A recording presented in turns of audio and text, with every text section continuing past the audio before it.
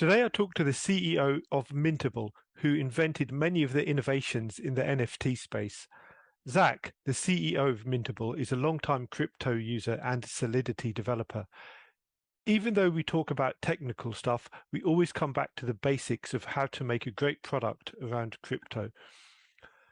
And that is always make sure that you pass the MOM test, which is to make sure that your service is easy to use for normal people and not just for nerds. We also talk about why Zach is so bullish on the future of crypto and NFTs, and also the future of the entire industry itself. Enjoy the episode.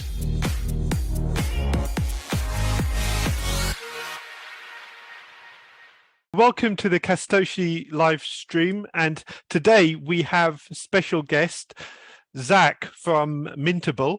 Could you give us 2 minutes just to explain what Mintable is? Yeah, thank you. Mintable is a NFT marketplace and one of the most powerful tools to mint NFTs. So if you're trying to create your first NFT, whether you have crypto or don't have crypto, it doesn't matter. You can go on Mintable. You can make an NFT on Ethereum completely without any Ethereum needed, so no gas fees to mint. Or if you want to buy an NFT, of course, you can find any NFT that's on the blockchain and purchase it on Mintable. You can purchase it with credit card or with crypto if you have it. And so we're a very beginner-friendly NFT marketplace and tool to get started in NFTs. Okay. Now, if it's okay, because we're in Europe here, a lot of there's some people have heard of Mintable, but it's a lot bigger in Asia. Is that correct? Yeah, well, Mintable is one of the top 10 marketplaces. So we have over 1 million users. We've been around since 2018, so we're quite big all around. A lot of people who you might know as extremely famous or some of the most revenue generating artists in the space, I don't want to name off some people, have started their journey on Mintable. They started with their first NFTs on Mintable, and now they're making, 20, 50, $100 million in NFTs. And a lot of people start that journey with Mintable, obviously because we've been around for so long. Back in 2018, we were the only platform to create an NFT. And now we've changed a lot, right? We're a completely open marketplace. You can buy any NFT. So we've got a lot of users from around the world. Our number one demographic actually is the US. So surprisingly not Asia, but the US. And that's where most NFT activity actually is globally, is from the US. Mm. Okay. I think when you're talking about gasless NFTs, I think one of the things that struck me about Mintable was a lot of innovations in the NFT space have actually come from your company. Is that correct? Yeah. Could you go through a few of them? Yeah, so actually way back in 2018, I created the first batch mintable NFT, which means that you can mint multiple NFTs in a single transaction. At the time, it was limited to 40. Now you can do up to 5,000 in a single transaction. So we created the first batch mintable NFT. And I like to say, if you've interacted with the NFT on Ethereum, you probably interacted with code that I've written. Because later we ended up, the Ethereum Foundation reached out to me and they asked for us to work on a standard for royalties. So I created the royalty standard on Ethereum, which is ERC 2981. That is the official standard for handling royalties for non-fungible tokens and other assets. And so other marketplaces that will support on-chain royalties support that standard from us. We created the first DAO that runs off of NFTs. And so we looked at Uniswap and Compound, and we said, okay, these DAOs run off of a token. How can we run this off of NFTs instead? We created gasless minting, which is our proprietary technology, which allows for you to mint an NFT on Ethereum with no gas fees at all. And no one pays those gas fees. It's not deferred. It's not lazy minting. We don't pay the gas fees. There is just no minting fee at all. And there's no downside. It's a real NFT. It's on Ethereum. It's non-custodial. It's not on a layer 2. It's in your wallet. And the instant you mint it with 0 fees, you can do whatever you want with it, right? You could trade it, sell it, burn it, whatever. So yeah, we've done a lot of innovation. We were the first marketplace to allow messaging. We're the only marketplace that allows for you to advertise your NFTs across the platform. And in our next version, we have some really cool stuff that no one else has done before either. So we're continuing to innovate. That's something that we really love. And we're very passionate about NFTs. And we understand that we're laying the bricks on the road that is the history of NFTs. And so when someone in 10 years walks down the path of NFTs, if we choose to take a right or a left, and we lay those bricks, then other people will walk down that path and they'll go right or left. So we literally are laying the foundation for the future. And we recognize this, and so we try to be as innovative as possible, and we try to push the NFT space forward in the best way possible. Okay, thanks for that. Now, if I'd like to take a step backwards, now, when someone says NFT to me, it always means something different depending on who's saying it. So, could you give a definition of what you think an NFT is? Yeah, I mean, I always say it's a digital item that lives on the blockchain, right? And depending on who I'm talking to, I'll say it differently, right? If I'm talking to a developer, I'll say something different than if I'm talking to my mom. But if I'm talking to my mom, I'll tell her, it's kind of like a Pokemon card, but it's on the internet. And if she still doesn't get it, then I'll start asking her questions. And so something I like to say is, if like I'm talking to my mom, I'll say, Mom, if you have a picture of me and you're the only person that has that picture on their computer, how do you prove that? How do you prove that no one has that file? And she can't. And I say, but if it was an NFT, it's in your wallet, and you're the only person that has that item in your wallet, and you can prove it. And if you transfer it to someone or give it to someone, you can prove they're the only one that has that. So it's the mum test. The mum test. I like it. Yeah, that's the goal, right? If my mom can do it, then anyone can do it. Okay. I think one of the big differences between yourself and a lot of other crypto people in the space is you've actually written a lot of Solidity, and and so could you go back and maybe tell us your story of first how you got into crypto and then how you got to start Mintable? Yeah. Yeah. So I got into crypto a long time ago. So 10 years. 10 years ago, I found Bitcoin. I found Bitcoin in 2012. I got really lucky, right? I've always been a nerd. I've always been, someone on the computer. Think of me as a basement dweller playing World of Warcraft, right?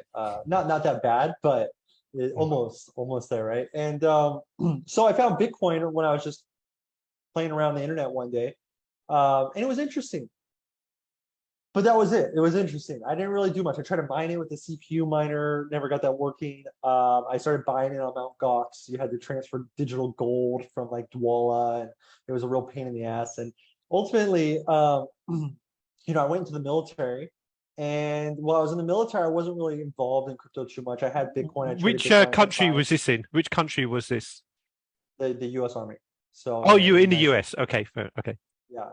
And I'm American, right? And so I was in the U.S. Army, and I was still buying crypto and trading it, but I wasn't involved in the community. When I got out of the military, I told myself I'm going to be an entrepreneur, and I'm going to start my own businesses. And at the same time, I was getting more involved with crypto. In about 2015, late 2015, 2016, I decided to go full in on crypto. I converted all my Bitcoin over to Ethereum. I mean, at that point, I found Ethereum, right? And that's what convinced me to go all in, is because I saw the potential. I saw it as the iPhone. Did you read the white paper? Yeah. I read the white paper, the yellow paper, and that was really the moment. Is I realized that it is a smartphone, and Bitcoin is like a rotary telephone, and there's so many applications that you can build on it. And I said, wow, this is really exciting. And at the time, I was going to school for software development, and I just realized that when I was in class, I'd be learning like C++ or Java or whatever, and I'd be applying it to Solidity because I was also learning Solidity at the time. And I just realized it's like, I don't care about all this other stuff. I just want to do smart contracts. So I went full time in 2015, 2016, started working on different projects and writing, token contracts and really simple stuff, making my own stuff. And 2017 rolls around and I found NFTs. And that's when, everything kind of changed, right? It wasn't a conscious decision, but I fell in love. Could I ask you at this point, up to 2017, did other people think you were mad doing this stuff? I mean, yes and no. I've always been kind of an eccentric person. Like when I was 16, I emailed Red Bull to try to sponsor me to climb Mount Everest, and I've never climbed Mount before, right? So I've always kind of been a weirdo like that. So people just looked at me like, that's just Zach doing what Zach does. But when I started being really passionate about NFTs, yeah, a lot of people will be like, NFTs are stupid. That's that's dumb. And you know, I remember my friends telling me like last year or the year prior that I had this ability to see the potential for NFTs really early on, and I was building before, you know, there was like a few thousand people in NFTs across the entire globe, and I was, you know, that's when I was building Mintable. And so again, I got lucky, but I fell in love, right? I just thought it was really cool. There was a lot of potential.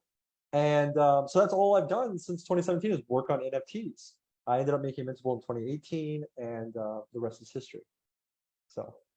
Okay, okay. And could you tell us a bit about the early journey of Mintable, or maybe from mid to late 2021 when you onwards, you know?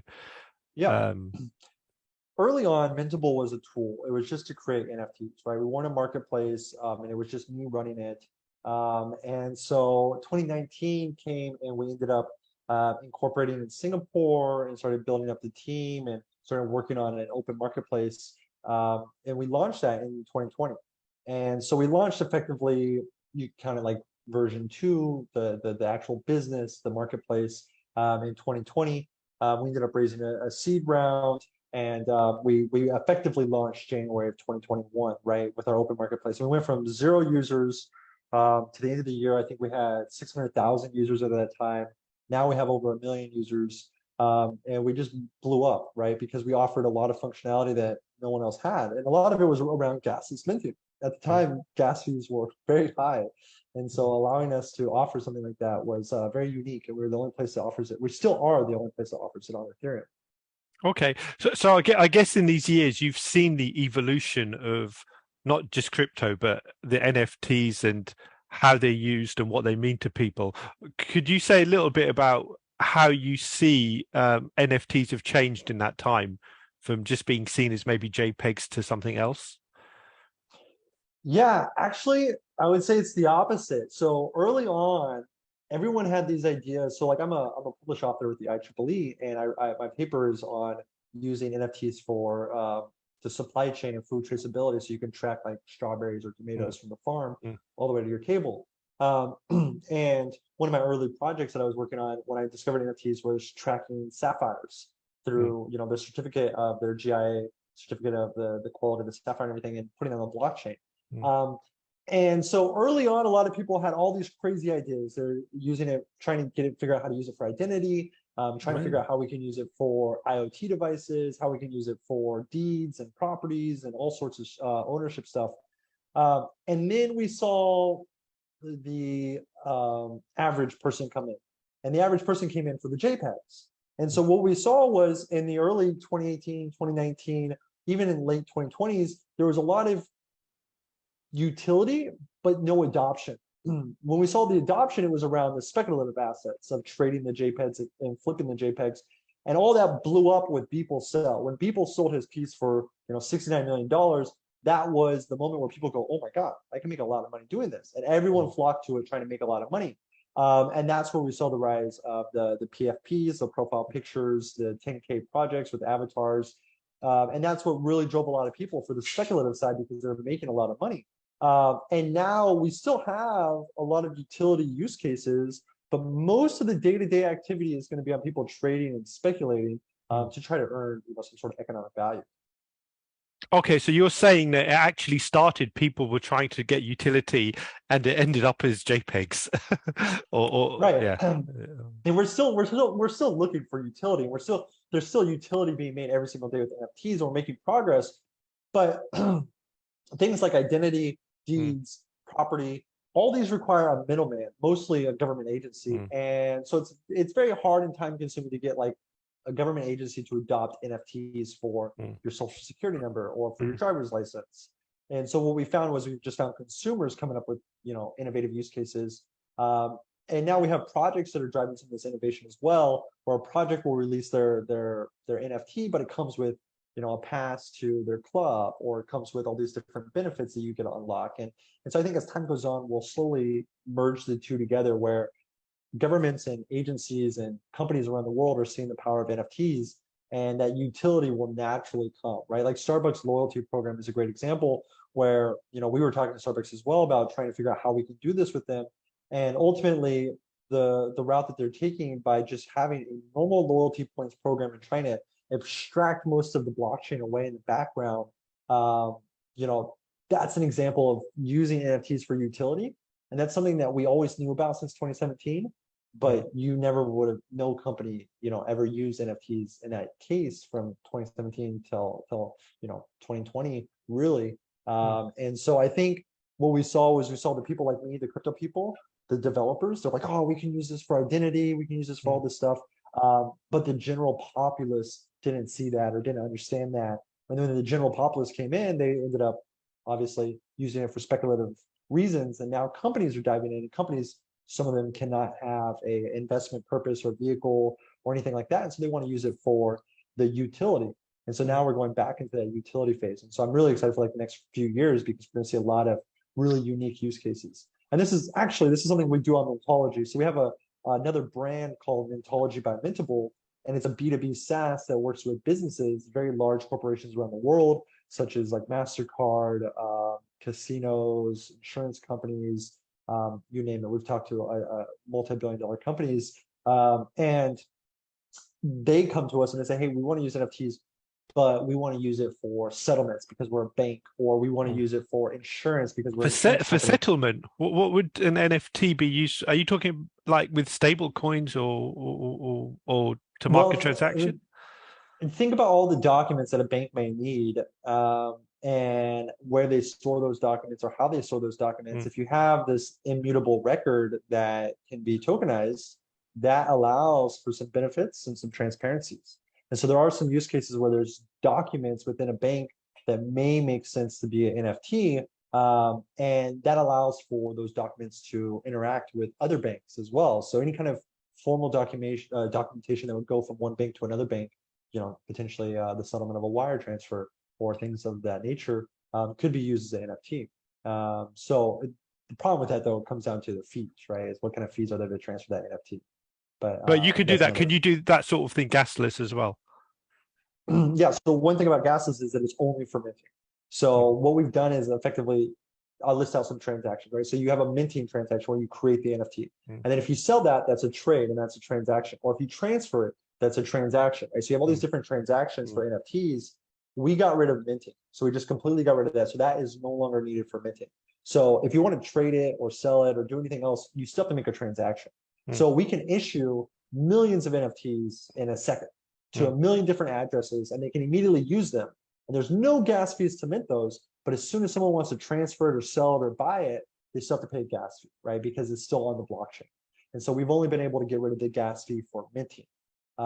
So I'm still trying to figure out how we do the transfers, but that hasn't come to me yet.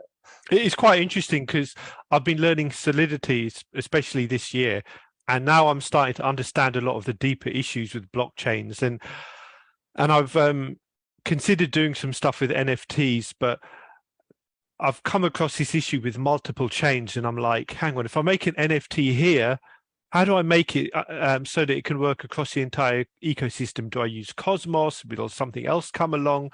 And quite soon the whole thing gets like too much for my head. So, well, what's your thoughts on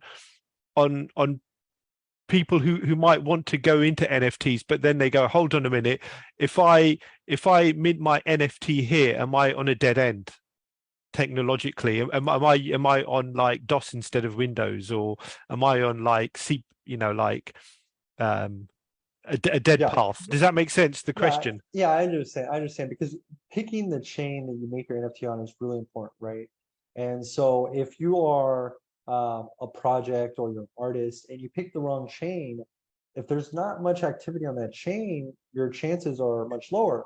And some chains, some layer twos, what we'll see is that the same NFT basically goes for a fraction of the cost if it was launched on a layer 2 compared to if it was launched on mainnet Ethereum. And the reason why is because the reduction of fees, everything is seen as cheaper. And so if you look at like Polygon, for example, a lot of the NFTs that trade on Polygon are, if you look at the average price of NFTs being traded, it's significantly less. It's only a fraction of what the average price is for Ethereum. And so very rarely will you ever find an NFT that I don't I don't think I've ever heard of an NFT on a Polygon that's traded for more than $10 million. And I would love to be proven wrong if there is anyone that can prove me wrong, shoot it to my Twitter. Basically, you'll see that different chains have a different valuation for the assets, right? And so Solana, what I would say is the closest chain to Ethereum's price point, but you still only see things at a fraction of the cost. So it is important that you pick the right chain, because if you pick a chain like Cardano, for example, which is, it's basically a ghost chain. There's no activity, there's no smart contracts, at least not in the proper sense. Then if you make an NFT on that chain, your chances of selling it is a fraction of if it was on Ethereum. So you really always want to be on Ethereum for your NFTs, but then you go to your question, which is like, well, what about, you know, everyone else? Like, what if they're on Solana, or what if they're on Polygon? How do I get this to interact with all these other chains? And it is complicated. You have to use a bridge and a system like that. But ultimately, I think it's really important that people understand that with Ethereum, you can always take something from Ethereum and put it on Solana because they've got a bridge, right? You can always take something from Ethereum and put it on Polygon, put it from Ethereum to Avalanche, because there's bridges for that. So I would always encourage someone to start on Ethereum, to utilize Ethereum, and then move to another platform with your project, another blockchain with your project, as a item in your roadmap to say, hey, we're starting on Ethereum. We have all of our items on Ethereum. And then, you know, next quarter, we're going to launch our bridge with Solana, and you'll be able to put everything over on Solana, right? And then now you've got that Solana bridge, and you have Ethereum and Solana, right? And then your next quarter, you release Polygon. And now you have all these interoperable chains that are working together, but your base collection still maintains its value on Ethereum. And then if someone wants to utilize a cheaper network, they're able to do so for that cheap fee, and your item's value isn't affected by that, right? And so I think it's important. A lot of people don't know that. Okay, so are you saying, and this is where we're hitting the limits of my technical knowledge, so if I use something like Cosmos and IBC, is it not possible? I mean, I know there's the like ERC 721, and there's a couple of the Ethereum standards for NFTs, but is there any sort of standard for a cross-chain NFT? I don't know if there's a center for cross-chain NFT. You don't need a center for cross-chain NFT. What you need a center for is the bridge to do that. Now, the reason why I don't think, and I could be wrong, there's literally hundreds, if not thousands, of standards for Ethereum now. And there's like a ton every single day, right? Some get proposed and never go anywhere. Some very quickly go somewhere. So there could very well be this. But NFTs don't need to have the standard, but the bridge itself needs to have the standard. And the reason that there's probably not a standard for how you would transfer an NFT via a bridge is because if you want to do that on Solana, or if you want to do that on Cosmos or Avalanche or Polygon, each one of those scenarios is going to be a different kind of setup. And so to have a standard, which, you know, think of a standard as like the plug in your wall, it's a standard format. So all the plugs always match. If your house, let's use my house is Ethereum and your house is Solana. So that means your power output is, let's say 57 volts and mine is 120 volts. My plug is going to work fine. But if I go over to your house and try to plug it in, it's the same standard, but your voltage is different. It won't work, right? And so this is the problem that we get with standards across blockchains. It's something like Solana, while it is EVM compatible, it operates in a very fundamentally different way. And so to create a standard on Ethereum for how you would interact with Solana is really not feasible, and it would be specific for just Solana. So you'd have a standard just for how to make a bridge for NFTs on Solana, and when you do that, ultimately you start getting into this area where standards don't cover. Standards are about a framework, not implementation. So you don't include implementation code in the standard, but instead a framework of how you. Let me give you an example. So a car's got 4 wheels, right? That's a standard. That's a framework. Now, whether those wheels are all terrain or weather tires or sports tires, that's up to you. And that's the implementation side of it, right? Whatever wheels you want to put on your car. But the point stands is you still got 4 wheels, right? And so there's this difference with standards there that people that are new to standards don't really recognize. And they'll, for example, like the 721A. 721A is not a standard because it's purely implementation of how you implement batch minting, consecutive minting, whereas standards specifically are only about the functions and signatures on Solidity and not the implementation. So the standard will say that there is a batch mint function, but it doesn't tell you how to batch mint. And 721A is all about how to batch mint.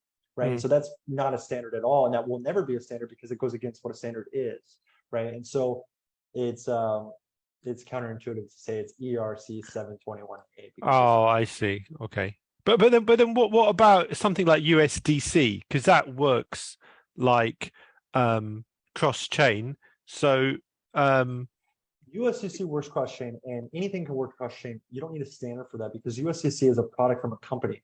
And so the product is, the company has said that, hey, we're going to support our product on Ethereum.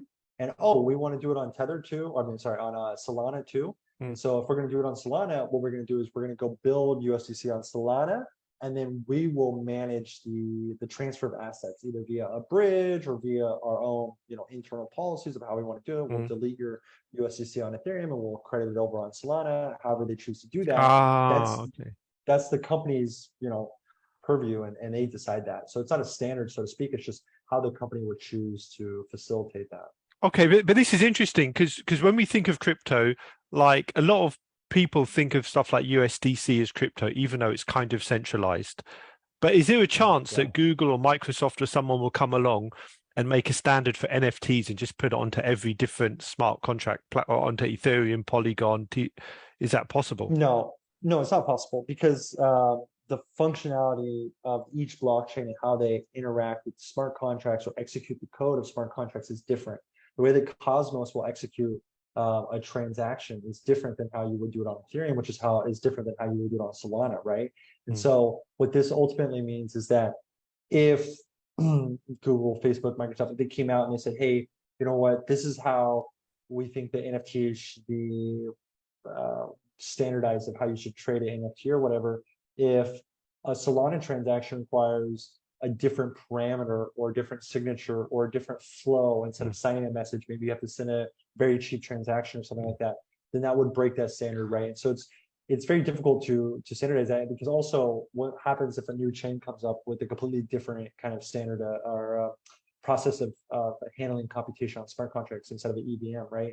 The standard won't really work with that chain. So no, I wouldn't. We've already got a standard for 720 for NFTs. It's ERC 721, and we've already got that. So if a company like Google or Facebook, they wanted to say, hey, here's a standard way of how you would transfer NFT between two different blockchains, they could lay out that framework, and potentially they could say, hey, this is how we think all bridges should operate as a core fundamental level. But again, it's a core fundamental level. It's not the implementation level, right? You can always modify it slightly. Okay, that makes sense. But okay, so if you look at, I know the questions are getting very technical now, but this is for some of it's from my understanding as well. So if you look at 721, if someone wanted to evolve that and say we want to introduce the concept of fractional ownership, is that possible? Yeah, you could do that. And so I'll give you an example. It's kind of what we do with the royalty standard, right? So ERC 2981 works off of 721, right? It's very important that it does that. And what we've done is we've added an extra field called royalty information. So basically, you will pass in what is the token and how much is it being purchased for. And then that contract will say, hey, that token's got a 10% royalty. So if it's being purchased for $100, you owe us $10 to this person's address, right? And so it will return, hey, $10 to this address. And that means that exchange will send $10 to that specified address.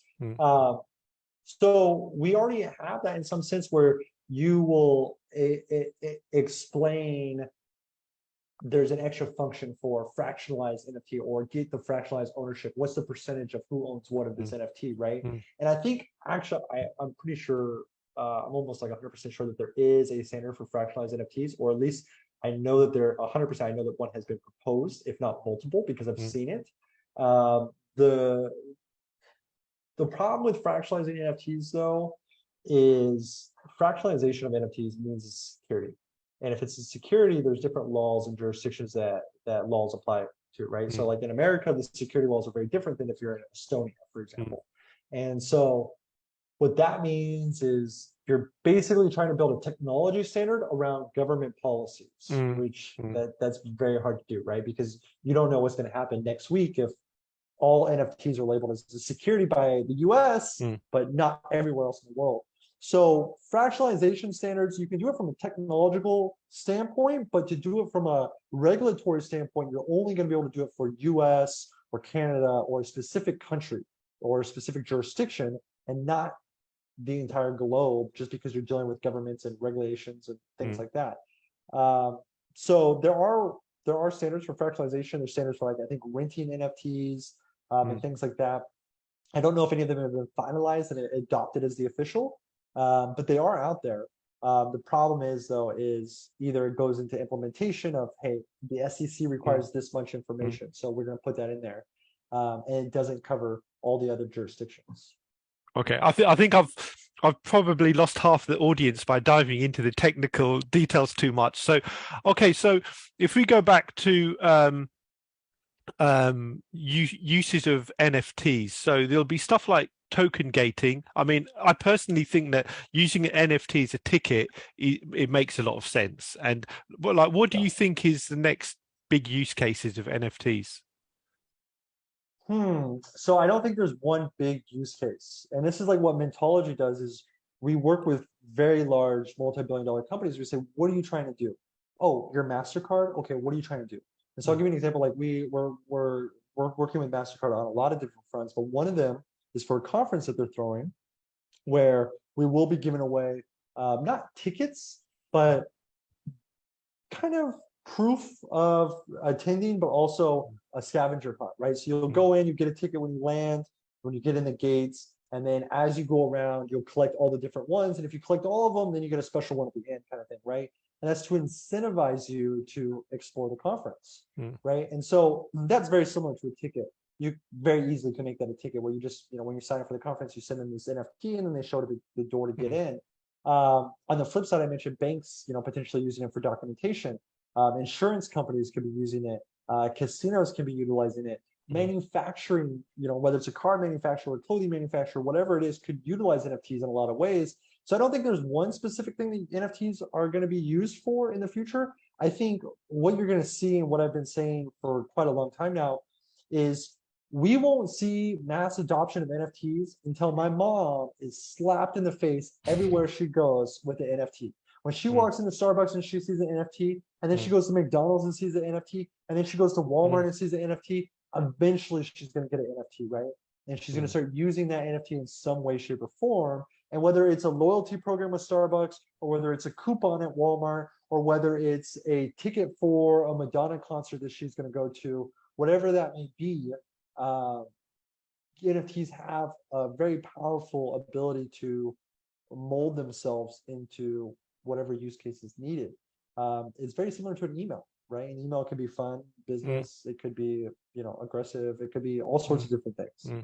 So the technology itself is very vague, and that means that since we're at this point where we have so many people with their eyes on NFTs and so many companies diving in, we are just going to see so many variations come out that in the next few years, you're just going to be like blown away at all the different NFT use cases that are out there. We've seen cars being sold as NFTs, properties NFTs, art being fractionalized, like Van Gogh paintings as NFTs. But then we've also seen, comedy tickets and concert tickets, and the list goes on and on. So I don't think it's going to be one particular thing at all. I think we're moving away from the speculative assets, and we're getting into the utility, where Starbucks NFTs probably not going to be traded for hundreds of millions of dollars. There might be a few that are very valuable, but the 99% of them probably won't be traded for really anything. You're just going to keep it in your Starbucks app, and you're going to check it out whenever you get your coffee. Okay, that makes sense. Okay. So I'd like to go back to Mintable as a company now. So if you could sum up, like, it's difficult now because I know in the whole market we're in this like bear market. And as soon as I mention crypto to someone says, "Oh, are you okay?" I'm like, "Yeah, I'm okay, yeah." And so, how would you sum up the Mintable up to now, and then how would you sum up what you think the future holds going forward a few years? Yeah, so I've been in crypto for a while. What that means is I've seen a lot of dips, I've seen a lot of cycles, I've seen a lot of bear markets, a lot of bull markets. And I've literally been there, since like 2013, of being like trading in really in the weeds, understanding what's going on and staring at charts and just trading. With that knowledge and experience, I have a different outlook than a lot of people who might be new to crypto, and maybe this is their first cycle of going through a bear market or a bull market. So I know that it's a cycle, and that a cycle repeats. So while we may be in a down period now, it doesn't necessarily mean that we're going to stay in this down period and crypto is dead or NFTs are dead. Most definitely not the case. And so for Mintable as a company, we're absolutely fine, right? We're not laying off people, we're hiring people. We're not in financial distress. We haven't overextended ourselves or invested into things that we shouldn't have invested into.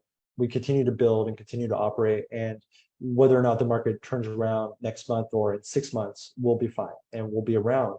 And this is because obviously I've had the foresight of knowing all the things I've learned over the years of how crypto operates and how to make sure that we're able to stay afloat. On a personal level, over the years, my net worth has fluctuated up and down based off the crypto whims of whatever it wants to do, but it's consistently grown in terms of the value overall, because I consistently understand that I want to continue having this asset, and this asset is it's my retirement fund.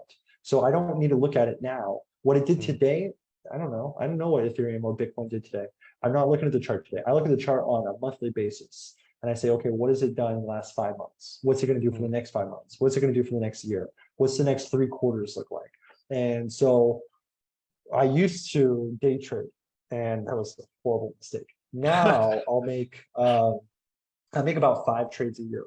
And the trades that I make a year are just a lot of people. I have a private trading group that I'm a part of, and I've been in this group for I think 4 or 5 years now.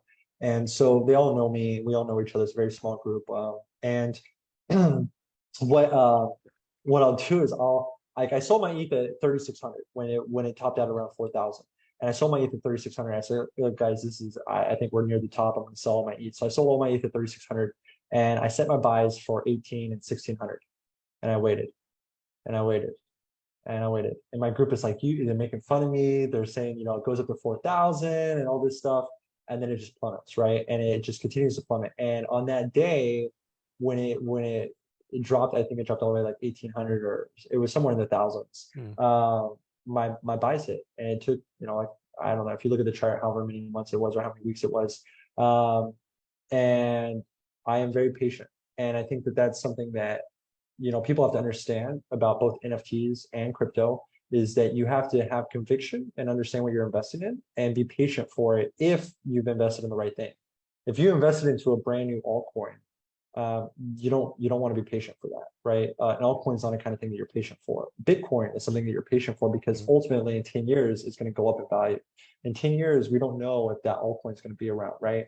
So it's important that you put your money in something that is going to be around, and then that you're patient for your convictions. And if your convictions prove to be wrong, you also have to recognize that as well, right?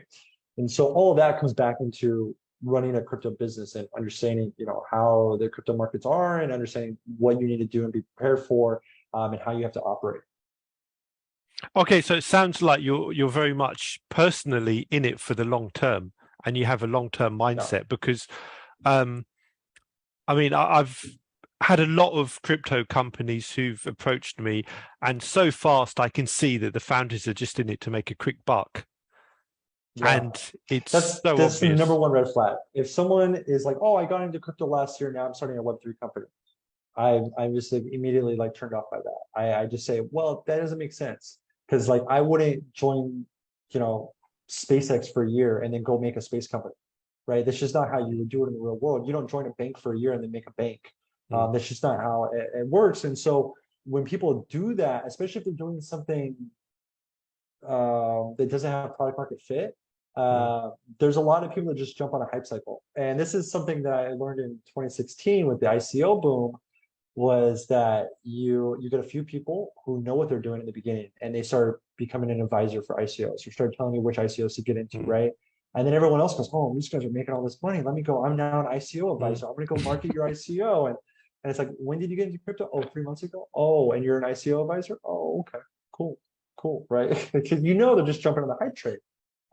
So it's something that you learn to pick up, and I would encourage anyone who is in the crypto space. First off, I mean, look, if you're new to the crypto space and you want to start a company in the crypto space, go for it.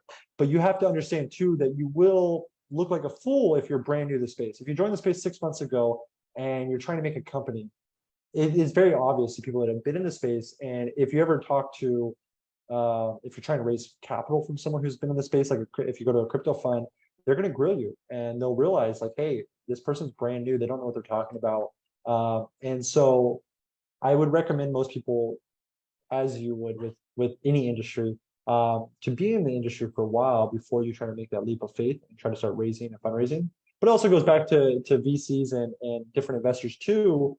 We've seen billions of dollars being thrown at different NFT investments. And I saw a tweet today. It was from 2020 to 2021. There are 30 companies that have made, I think it was less than 10 million in revenue, and they're valued over $1 billion. Oh, wow. And the person's like wreck VCs, right? Because Mm. all these VCs have hyped up this valuation, but there's actually, the company itself isn't at that point. So I think it's important that VCs also recognize this as well, and investors realize that, hey, this guy is brand new to crypto, and maybe I should be a little bit more scrutinizing with my due diligence here, instead of just throwing money at any good idea that comes up. It just it doesn't work that way. There's a project today that just announced that they were shutting down after they launched in May, and they're already shutting down May of this year because they ran out of runway and they didn't reach product market fit. And to me, I don't understand how that happens. Like from May to this year, it's just a very short time of, I think, yeah. I mean, that's interesting because I mean, both traders and entrepreneurs, they come to me and they say, "What's the big thing? How do I make money in crypto?" And I can remember when I was the idiot saying that to people. And my advice is learn Solidity. yeah, that's I a mean, great there's a way, time I didn't honestly. even know MetaMask, and I think it's a difficult thing because in crypto, these two opposing forces. One is you have to dive deep to understand how it works. The second is you have to pass the mum test to make sure it's actually something Right. people want. But as soon as I say it, people say, "No, just tell me the token name," and I say, "I'm telling you how you can guarantee yourself to make tons of money," but people don't want to do it. And but I mean, I started learning Solidity when I started hearing about billionaires who are learning it. And I'm like, oh, hang on a minute. Okay, this isn't just something that nerds are learning. Yeah, this is something that you actually need to understand this level of complexity, like the early internet, to be in there. But is that sane advice that I'm giving people, or am I expecting too much? No, that's great advice, because that's a really good way that, like, if you looked at my code that I wrote in 2016, just with your level of understanding of Solidity, you'd probably look at that and go, oh man, this guy's like brand new to Solidity, right? Because I was brand new to Solidity, and you can recognize that. But if you didn't know any Solidity, you wouldn't be able to recognize that. So that's a great way to really cut through the weeds and see the actual implementation and say, okay, you're talking all this tall talk. Let me see your code. Let me look at your code. And then, do I have to share it with you? If they're hesitating about it, then maybe there's some red flags that go off. And if you finally look at it and you go, man, this is junk, that can help you out greatly with the process of deciding whether or not this is a company that, I want to partake in, or if this is a company that I want to invest in. And the same goes just for a normal person. If a normal person is looking to invest in a project, you can go and dive into their code to some degree if it's a token on Ethereum, and if not, then you might have to change a little bit of you might have to go learn a new language, but it's all very similar. And you can look at it, and then at a fundamental level the technology and how it operates. And so there's a lot of projects out there. I'll give you an example: buy now, pay later. So I was looking into different buy now, pay later companies, and I was looking at how they implemented it. And as I would talk to different companies, and every company I talked to had a different way to implement it, and they're all really novel solutions. And even the way I was going to implement it was very different than everyone else. And they're all novel solutions because there's no right way to do it. But as I would talk to people, I would see something and they'd be like, yeah, buy now, pay later is to get normal people into crypto. And so what we've done is we've created a liquidity pool with the AMM token. And what you're going to do is you're going to invest in this token and then wrap it over into this pool. And then finally you can do buy now, pay later. And I'm like, bro, isn't this supposed to be for everyday people? My mom's not going to do that. She doesn't know any of that is. And so you immediately can recognize the technology and you go, that's not going to work at all. You're trying to target moms and you're building a finance application that a banker can't even use, right? And you understand, like, you're like, well, look, if you're going to do a pool with liquidity and have a token and an AMA or AMM, sorry, an AMM, then you're not doing what you said you're doing. And you understand that that's probably not going to work out in the way that you think it's going to work out, right? And so I think it is really important that you understand the technology at a very fundamental level so that you can vet ideas and say, look, I am going to challenge your thesis here. And I don't think this is going to work. Yeah, I think that was something which it kind of tripped me up in the early days, because I'd see these really fantastic sounding projects, but to do it I had to read through like 5 pages of documentation and sign like 10 transactions which I had no idea what they were doing, and I was like, okay, this is just not going to work. And it still seems to be in that phase. I'd like to now move on. Oh, go on. Well, so that's something that you mentioned earlier, which is you were saying it doesn't pass the mom test. And we're still in that phase of first you didn't know MetaMask and now MetaMask is too complicated for my mom. One of the things that I've got to bring up here is and this is similar to email, right? We always correlate this to email in the early 90s and how do you send an email? The thing was, though, that was in the 90s when they had those videos of how to send an email. And then it was only a few years later that email was very easy to use, very obvious. Anyone can write an email. And it's been a few years. MetaMask has been around for almost 6 years now, I think. And has it been any easier for my mom? No, not really, right? Like we haven't seen the innovation because there is a core fundamental level of difference that things are going to be different to some degree, and we just won't be able to get the same user experience really without trade-offs. On the flip side, you have people that are new to the space because it's such a nascent industry and they're so excited about the technology. They are a technologist and they build it for themselves where they sign 10 transactions and they understand what's going on. And they're just blind to the aspect that, hey, this fails that email test, that mom test. This isn't going to be able to get to that point of anyone can use it because it's so technically complicated. And it's not until I think that you get to like my point where you've been in the space for so long and I've seen all these different variations and modifications and growing within the space that I can step back and I can say, okay, here's what we're trying to do.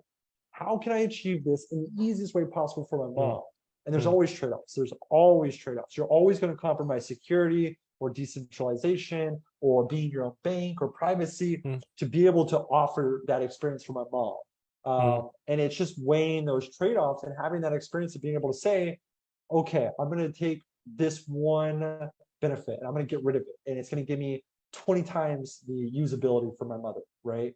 And understanding which one of those trade-offs you can pull out without crumbling the tower and making it easier for my mom to navigate, that takes a lot of skill. And I think you only really get that from just years of just trying, right? You'll make one thing, you'll realize it doesn't work because of X, Y, and Z. So you want to fix that. And then you go to the next thing. And ultimately, the more contracts you write, the more you'll be able to say, okay, we're going to do it this way because it's the easiest way possible. It's the least amount of gas fees. It's the least transactions. It's the least interactions or whatever. And you do compromise some things. But the goal is that it doesn't compromise the core fundamentals. Okay. Okay. So for the final segment of this interview, I'd like you to put on your tinfoil hat.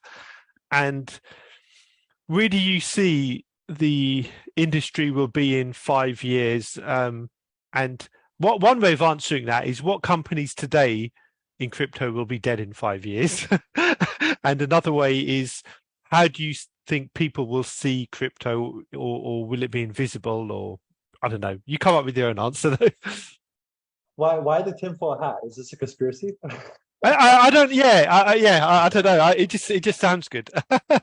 Okay. So I mean, look, I'm really optimistic about crypto. I think in 5 or 10 years, we're going to be at a point where Google, Amazon, Facebook, Apple, they're all utilizing crypto in some way, shape, or form. And we're already kind of seeing that now, right? Facebook's been working on it. The Instagram's pulled out their NFT offering. Google is working on the cloud infrastructure for blockchains and working with different blockchains. They've been doing that for years. So within 5 to 10 years, you're going to see massive, the largest corporations in the world, they'll be rolling out different programs within crypto, whether it's Walmart issuing a stablecoin. So get this, Walmart makes a lot of sense to issue a stablecoin. If Walmart issues a stablecoin and it's just a gift card, that's all it is. It's not a stablecoin. It's never marketed as a stablecoin, but effectively it's a stablecoin, right? It's a gift card. It's redeemable for one-to-one, right? In Walmart dollars. That is a beautiful use case that works with their business model. They've always been trying to bank the underserved, right? They're always trying to get into the financial industry of their customers. And so don't they have that at the moment, by the way? Because here in Europe we don't have Walmart, so. No. Well, I don't think Walmart has anything in crypto. I think they've got a few patents around like NFTs in the metaverse, but I don't think they have anything around financial services that I'm aware of. It's just something I read on Twitter. Someone was like, "Oh, Walmart should do this. It makes a lot of sense," and it does. And that's one good example of a multi-billion-dollar company rolling into NFTs just for their customer base. And so if you go to Apple or Starbucks is another great example because they just announced it. That program is global. So everyone around the world that goes to Starbucks, which is hundreds of millions, if not billions of people, are going to be able to have that in their face. And what fraction of percent of them actually does it is still millions of people to get onboarded. And so when you start rolling that out to all the companies, when you have Tesla and Ford and BMW, and then you have Walmart and Citibank and Goldman Sachs and Amazon and Apple, all these start doing NFT or crypto projects, what we end up seeing is crypto starts being involved in our daily lives more and more. And it's so I'm not in Europe, so I don't know what you guys have in Europe. What mobile app do you use for finances, whether it's to send money to a friend or they use like Revolut, which is in the UK. Revolut, right? Yeah, right. Revolut. Okay, so I do know Revolut. We have like Venmo in America, and then here in Asia, there's a ton of different options that you can utilize. Asia's way ahead in terms of mobile payments. And it's going to be just like that with crypto in 5 to 10 years, where everyone's got a Venmo, everyone's got a Revolut, everyone has some sort of pay now or pay law or whatever it is in Asia. And it'll be the same with crypto, where you'll have your wallet, and that's it. That's like it's just your digital wallet, and you'll have digital goods in there too, your NFTs. And so I think as for NFTs specifically, as more companies, when Adidas does an NFT, Nike has to follow. If Nike does it, Adidas has to follow. If McDonald's does it, Taco Bell will follow, and then Burger King will follow, right? If Starbucks does it, then Chipotle will follow, and the list goes on and on. When you have this kind of scenario, you just get to a point where there's just global adoption that happens. And I think that's what we're looking at over the next, to be honest, I think actually it's in the next 18 months to 5 years. So in 18 months to 5 years, I think I would bet a lot of money that within 18 months, we're going to see right now there's about 5 million users for NFTs. So within 18 months, I expect that to be 50 million. Oh, wow. So that's a significant growth, right? That's a 10x of the global NFT user base right now is 5 million people. Conservatively, like that's an overestimation. The reality is probably significantly less, maybe 2 to 5 or 2.5 to 3 or 4 million. But we'll just say 5 million. Even at that, a 10x is not unfeasible. The Starbucks alone can bring in 50 million people in the first few months with their program, right? So it's very much realistic. And if you have Apple, Amazon, Starbucks, and all these other massive companies start rolling out NFT programs or crypto programs, the number is just going to skyrocket. And what happens to the price? Well, if everyone needs Ethereum or everyone needs Solidity or everyone needs Bitcoin, well, there's a lot of buying pressure, right? And the price goes up. Now, in terms of what companies are not going to be around, I think there's a lot of coins, and everyone always says this, there's a lot of coins that are not going to make it. 99.9% of the coins are not going to be around.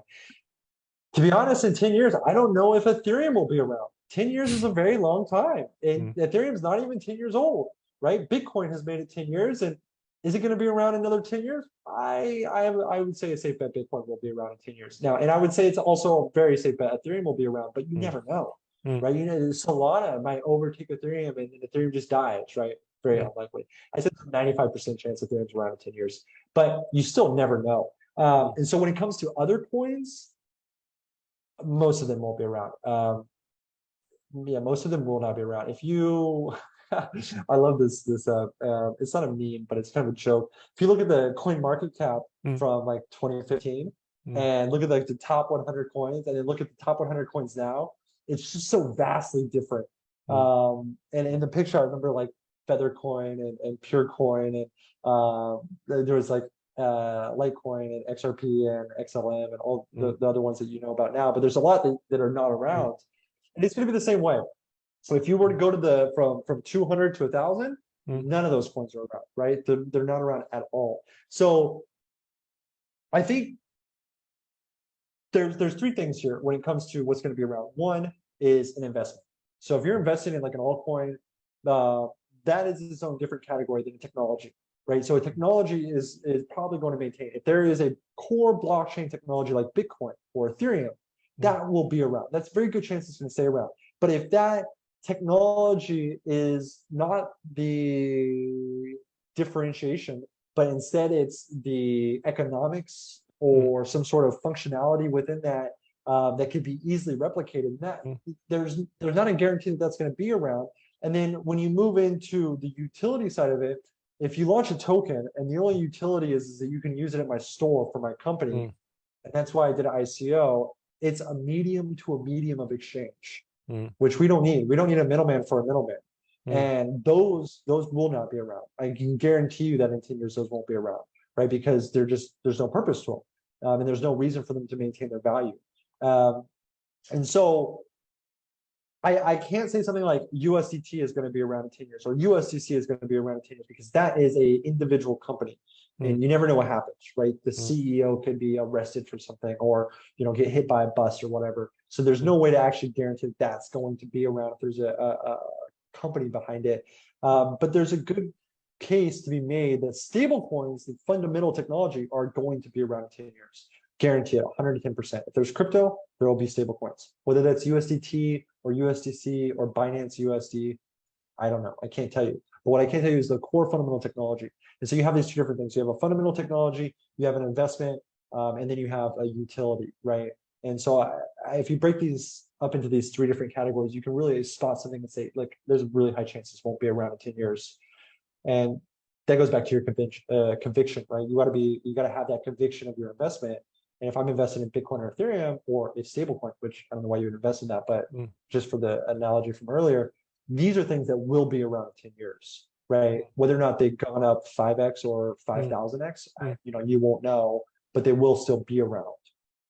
Okay, so do you think that there's a chance though, because that companies like Google and Microsoft will end up maybe owning the wallets and the Yeah. tokens will just be like you say, the Starbucks, the Walmarts, and is there also a chance that people won't even know the word crypto in 10 years? It's like today, it's like my father says, "Oh, I don't care about technology. Don't talk to me about technology. I just want to use my phone." He doesn't realize how much technology is in there. Right. Is there a chance that it's like the internet? Like no one says, "I'm going to send you a message over TCP/IP." Instead, Right. Exactly. I mean, they just say, "I'm going to send you an email." Yeah. Is there a chance Right. people won't mention crypto? Yeah. I mean, 100%. So do you know how a check clears from one bank to another? Yeah, right. Like most It's people know that. complex. There's different Yeah. clearing Yeah. houses. Yeah. Yeah. Yeah, yeah. You don't know the exact details, but you Yeah. understand the Yeah. Yeah. fundamentals, right? Yeah. Okay, now how does Revolt do it when I transfer your money? How do they process that? Do you know? No. You don't. No. Exactly. But you use it, right? Yeah. So it's going to be the same way, right? You're going to have an app that has your crypto and you're going to use it, whether it's an NFT that you scanned Mm, at, Starbucks when you got your mm, coffee, or whether you just made a little payment for that coffee or to your friend, whether that's the Google wallet and your options is, USD, mm, Euro, or USDC, mm, you don't care. You just say, oh, well, I've got, euros, I've got USDC. I'm going to send you some USDC or whatever. It's just dollars. And that's effectively, actually, you might not even see USDC. Google might use USDC to settle the transfer, but you actually get USD or euros or whatever it may be, right? And the thing is that will be here and people will be interacting with that and they won't know it. Just as you said, no one says, I'm going to send you a message via TCP and IP or whatever. They literally, I'm just going to send you an email or I'm going to send you a text or whatever it is. mm, it'll be the same with crypto and NFTs, and that is the definition of adoption. The definition of adoption is when you get people that are using something that they don't understand it, right? And it's a mass influx of people that are utilizing the technology that they don't understand. And that's how you get global adoption. No one understands, you know, how our electrical grid works, but we all use electricity. And we'll see the same with crypto. Now, to your question of whether or not Google is controlling like everything, and it's just Walmart with the tokens and Adidas with the tokens, that sounds very feasible because, you know, Google, right? That's what Google would do. And if I was running Google, that's what I would want to do as well, right? The more control you can get, the more profit you can make. So there's a very high chance that that will happen. Whether or not that becomes the de facto standard, don't know, right? There was the social media that Google made. What was that called?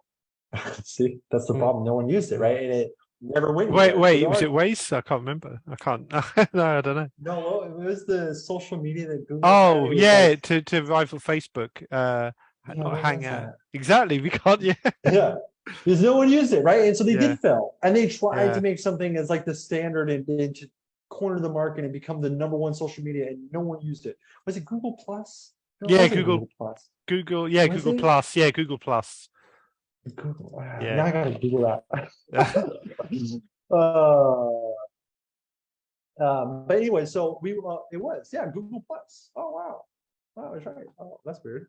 I think there might be a difference here though, because I see that Google has a path forward here, because through Chrome they can just basically integrate MetaMask, and they could, right? They would have to buy MetaMask, right? Because they can't just de facto integrate it because it's another company. But it's Google, of course they could buy MetaMask, right? I mean, MetaMask is owned by Consensus, but Consensus would sell to Google in a heartbeat.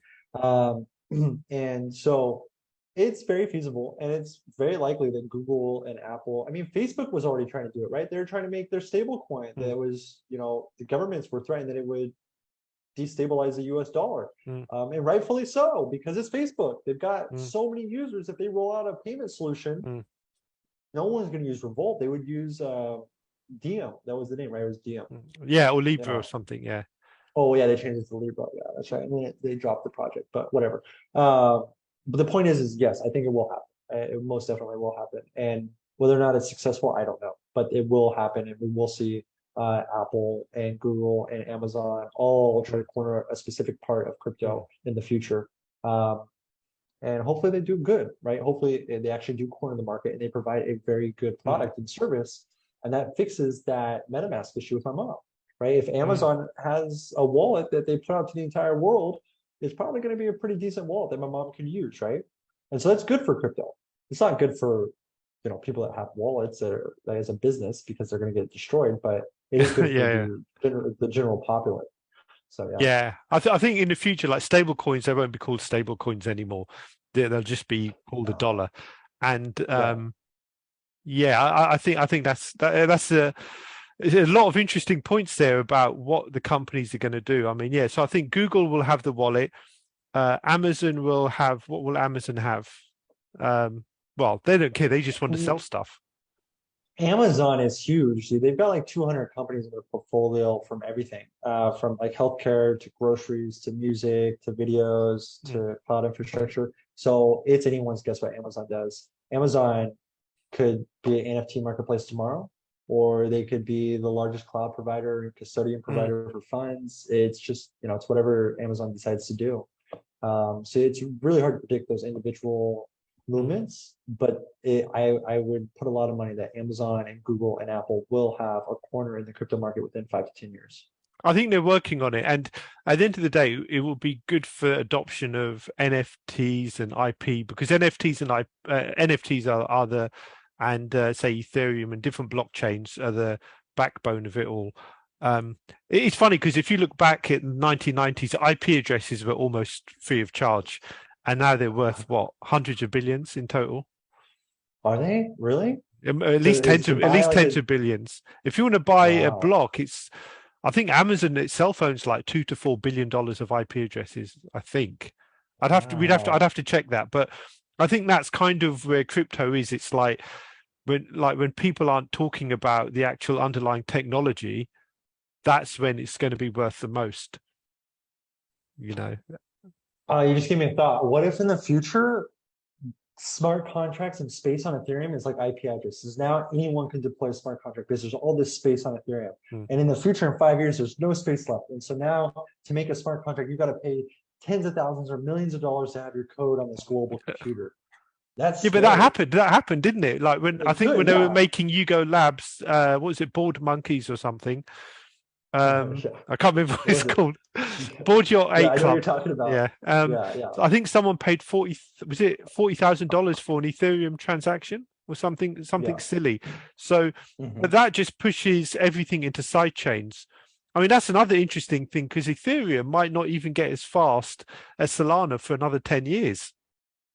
It could be a long process. Yeah, I mean, that's absolutely true. The downside is Ethereum doesn't get turned off when it wants to. Solana does, right? So yeah, you can process a lot of transactions, but the downside is it's basically a centralized, solution.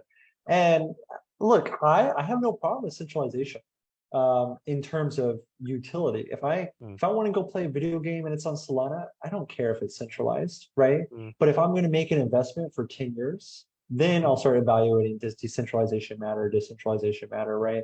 And that is very different from making a 6-month trade of an investment, right? If I'm investing for 6 months, I just think it's going to, pump in the next 6 months because it's some news. That's very different, right? Yeah, that would be crazy though. If in the future we had to pay all that money. Yeah.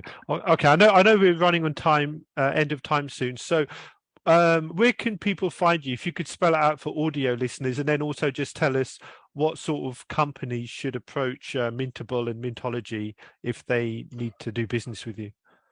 Yeah, you can find us on Twitter at Mintable_app, on Instagram as Mintable_app. You can find myself on Twitter as Zach Spaded, so ZACHSPADED on Twitter. That's my personal Twitter. Of course, you can join our Discord as well, and you can go to mintable.com or you can go to mintology.app. So if you're a company and you want to use NFTs, whether you're a bank, whether you're a manufacturer of goods, whether you're a farm or you're a consumer good or a fashion brand, you can utilize NFTs today. You can pay with your credit card to get set up. And if you have developers, your developers can easily integrate it into a video game or your website or your mobile app. And if you don't have developers, we have a very easy to use dashboard where you can have your own website created to sell your NFTs as a project and do generative NFTs, accept credit card payments for NFTs, and it's all on Ethereum. Or you can use IMX, which is a layer 2 that we support. And that is for corporations or brands that want to take hold of their NFT strategy or want to launch an NFT strategy. Mintable is just for the consumers. If you want to trade NFTs, if you're going to get any NFTs, you can go to Mintable. You can check them out. If you want to create your first NFT or if you want to play around with NFTs, you go to mintable.com. So that's a little bit about us. Okay, thanks. So so thanks for your time.